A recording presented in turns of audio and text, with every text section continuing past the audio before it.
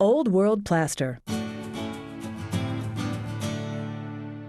Before you begin this technique, make sure you prime your surface, then apply your flat or satin base color and allow it to dry for 24 hours.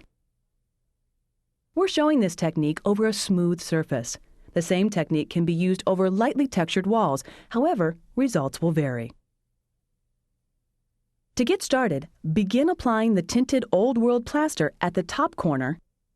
Cut in with the paintbrush along trim, wall, and ceiling edges. Work in an area no larger than 2 by 2 feet. Fill in the area with a 3/8 inch nap roller.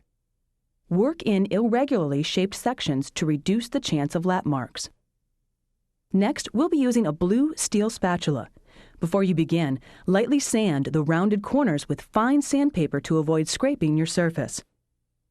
Hold the blue steel spatula at a low angle. Lightly skim across the plaster, removing little to no product in a crisscross pattern to leave trowel marks. Use a smaller spatula in tight spaces and corners. Repeat the process across the room, wiping the spatula frequently with a rag to avoid buildup of dry plaster.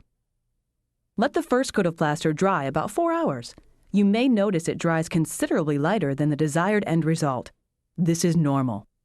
Next, hold the spatula at a high angle and gently scrape over the surface in crisscross motion.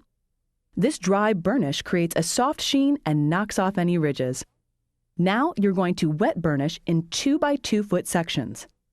Apply a small amount of plaster to the spatula edge. Hold it at a low angle and swipe wet plaster across the surface. Then use a high angle and scrape across the surface to remove excess plaster.